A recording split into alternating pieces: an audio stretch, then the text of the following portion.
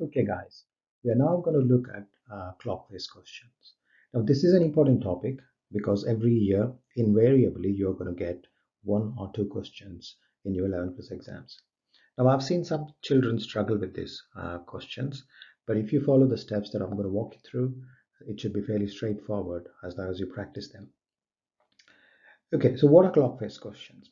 So these are questions where the examiner is going to ask you to work out the angle between the hands of a clock for any given time. Say, for example, they ask you, what's the angle between the hands of a clock when the time is 2 o'clock? So what do we do here? Now, before I go into those questions and walk you through the steps, let's get some basics out of the way. As you can see, there are 12 numbers on a clock face and it's a revolution, it's a circle. So we know the total angle around a point or a revolution is worth 360 degrees. They add up to 360. And we have 12 numbers. So if I divide 360 by 12, I get 30 degrees. So what this tells me is the angle between any two numbers. So if I take 1 and 2, for example, that angle is worth 30 degrees. Okay, angle between 2 and 3, that angle is worth 30 degrees. That's 30 degrees, so on and so forth. So that's the first thing you notice. The second thing is about the hands of the clock. You typically have two hands of the clock, or at least two hands that we are interested in to solve these problems. One is the small hand or the short hand, which typically points to the hour. So it tells us what hour of the day it is. And there is a longer hand, okay, which points to the minutes. How many minutes have been passed in the current hour we're talking about? So with that basic, we're going to take a question and see how you can solve these types of questions. So the question is asking you to find the angle between the hands of a clock at 2 o'clock. So the step one to do this one is work out where the two hands of the clock is going to be. It's 2 o'clock, so the hour hand is going to point to 2, and the minute hand is going to be pointing to 12. Okay, so you're asked to find the angle between those two. Now, this is an easy question. What you're going to do is point down where the two hands are. One is at 12, the other one's at 2. So work out from one point to the other point. How many numbers you need to go through? That's 1, that's 2. And we just figured each number is worth 30 degrees. Okay, so we know that's 30, that's 30. So if I add 30 and 30, the answer is going to be 60 degrees. So the angle between the hands of this clock when the time is 2 o'clock is 60 degrees. Let's take a look at how we can generalize. What are the generic steps you need to follow with these kind of questions? The first thing, draw the clock face. Show the 12 numbers accurately. The second thing, for the given time, draw the hour and minute hand accurately.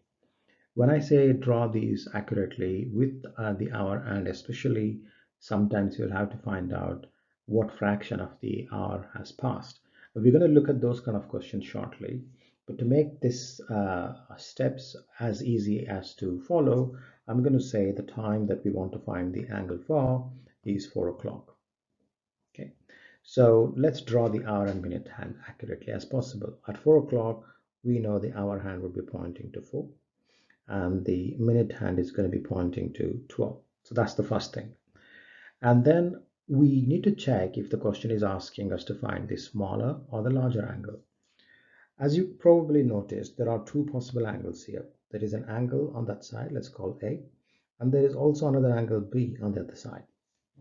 Now, what's the question is asking us? Are they asking us to find the smaller or the larger angle? So pay attention to that one. If nothing is mentioned, as in this question I said, just find the angle between the two hands of a clock when the time is 4 o'clock, go with the smaller one. So now we need to find the angle between those two hands, the smaller angle. Now all you need to do is work out where your hands are pointing, okay? And because we're finding that angle, start from there in that direction. So that's 1, 2, 3, 4. So we need to go through 4 numbers. And in the previous slide, we looked and understood that every number and the angle between every consecutive number there is 30 degrees. Okay, So if I make that 30, 30, and 30, so that's nothing but 4 times 30, which is going to be 120 degrees. Okay, so you can actually remember these steps. Draw a clock face, mark the hour and minute for the time given, and then work out whether you need to find out the smaller angle or the larger angle, which means tells you which direction you need to go between those two numbers you picked, and then add up all the angles in between. Let's take a look at another question and follow the exact same steps. What is the angle between the hands of a clock at 7 o'clock? Step 1, I'm going to draw the hands on the clock. So the hour hand is going to be at 7 and the minute hand is going to be at 12. Now the question didn't tell me should I do the smaller angle or the larger angle. So I am going to stick to the smaller angle, which is that angle. Now from there and to there, what's the angle? That's what I need to measure. So let's go through the numbers. 1, 2, 3, 4, 5. So we need to go through 5 sectors, segments, or 5 numbers. And we know each number is worth 30 degrees. So that's 5 times 30 degrees is nothing but 150 degrees. So your answer is going to be 150 degrees.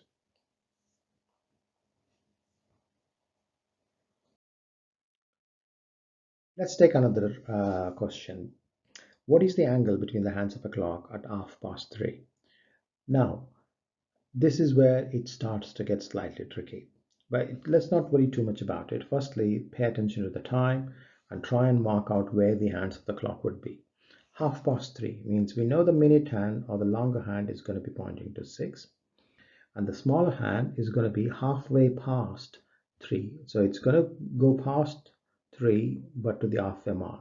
So pick the halfway mark, okay, and then make sure your hand pointing there. So essentially we need to find the angle between those 2 points. So let's start from there. So that's 1 full jump, 2 full jumps, each worth 30 degrees. But when we come here, there's only half the distance we need to go, half the angle, typical angle we need to do. So I'm going to do 30 divided by 2, which is 15 degrees. So let's add these 3 up, 30, 30, and 15, and I'm going to get 75 degrees. Okay, so pay attention to this here. The time is 3:30, which means that the shorthand would be halfway between 3 and 4. I've seen a lot of children who inaccurately point the smaller hand to 3 to show 3:30, but if you do that, you are going to get the wrong answer. Let's do another question. What is the angle between the hands of the clock at 10:30? Step 1, again, draw the hands of the clock. So half past means the longer hand or the minute hand is going to be at 6 and the shorter hand is going to be past 10 but halfway past 10. Okay, so I'm going to take that mark there and I'm going to say my R hand is going to point there.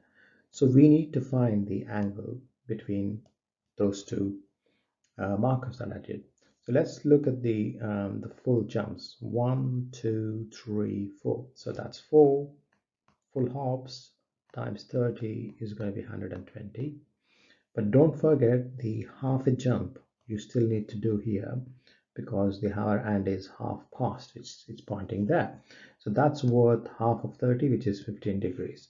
So we need to add 15 degrees to it to make it 135 degrees.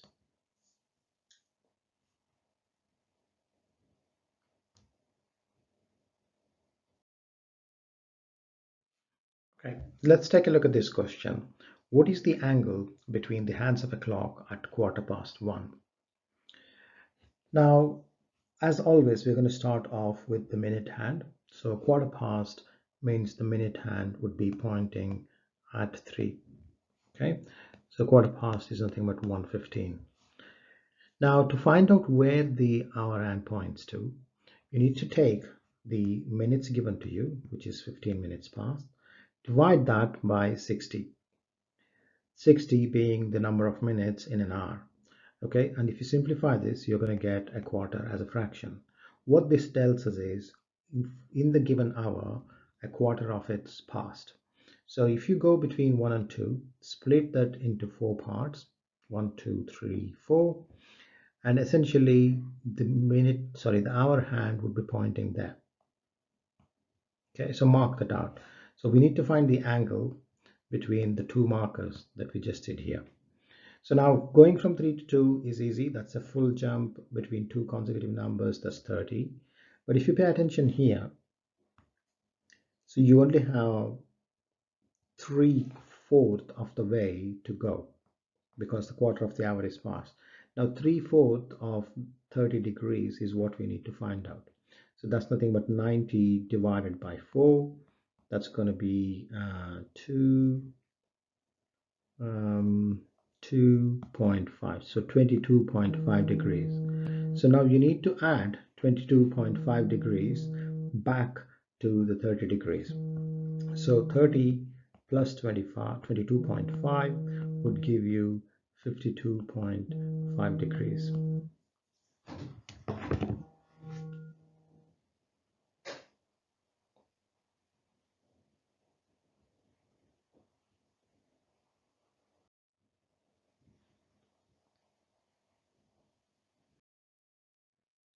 Let's take another question of similar nature. What is the angle between the hands of a clock at 8:15? So again, 8:15, which means it's 8:15. So we are going to point our minute hand at 3. So the time is 8:15, and we need to find out where the hour hand would be pointing to at 8:15. Again, the minutes given to you is 15. So let's go 15 over 60. That's again a quarter. So a quarter of the hour has passed. So our hour hand is going to be somewhere past 8, but a quarter past. So what we're going to do is we're going to split this into 4 sections. And our hour hand is going to be quarter past, so it's going to be pointing there. Okay, so we need to find this angle here. Okay, so again, start from the minute hand. That's your first marker. That's your second marker. Let's go through what would be the angle. So that's 1, 2, 3, 4, 5. So that's 5 full jumps, each worth 30 degrees. That's going to be 150 degrees. And this is 1/4 of 30 degrees. So let's find what is 1/4 of 30 degrees. Okay, so that is nothing but 7.5 degrees. So we need to add 7.5 degrees to this to make it 157.5 degrees. So that would be your answer.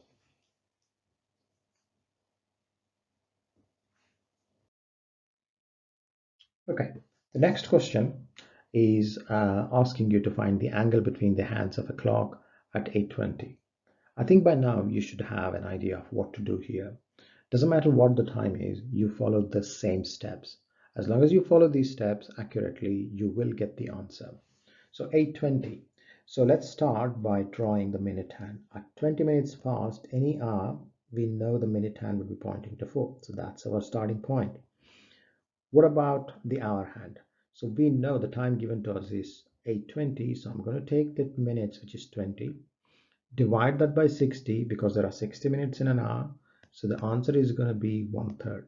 So what this is telling us is the hour hand would be 1/3 past 8. Okay, so let's go to 8 and split the section between 8 and 9 into 3 parts. Okay, so that's 1, 2, and 3. So, and we know the hour hand is 1/3 of the way past 8. So our pointer should be there. Okay, so I'm going to draw my hour hand there, and we need to find this angle. Again, start from the minute hands position. 1, 2, 3, 4. So that's 4 full hops, each worth 30 degrees. So that's going to be 120 degrees. Plus a third of that. So a third of 30 degrees is nothing but 10 degrees. So let's add 10 degrees to this to get the answer, which is 130 degrees.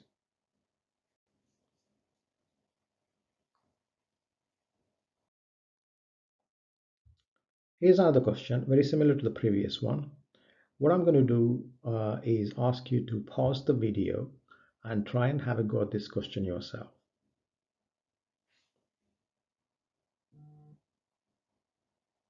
Okay, let's see if you got the correct answer. The time given to us is 11:20, so the minute hand is going to be pointing at 4. To find where the hour hand is going to be, take the minutes given to us, which is 20, divide that by 60, the number of minutes in an hour, so you get a third. So what this tells us is the hour hand is 1/3 of the way past 11. So split the gap between 11 and 12 into 3 parts, because that's your denominator, and that's the marker. A 1/3 of the way past is the marker, so my hand, the hour hand, is going to be pointing to it. So we need to find this angle. So let's look at how we go from the minute hand to the hour hand. So that's 1, 2, 3, 4. So that's 4 full jumps. So that's going to be 4 times 30, and that's 120 degrees. But in here, we don't need to do a full jump. So I'm just doing 1/3 and 2/3. Okay, so that's 2/3 of 30 is what I need to find, 30 degrees. So that's going to be 20 degrees. So I'm going to add the two together to get the answer I needed, which is 140 degrees.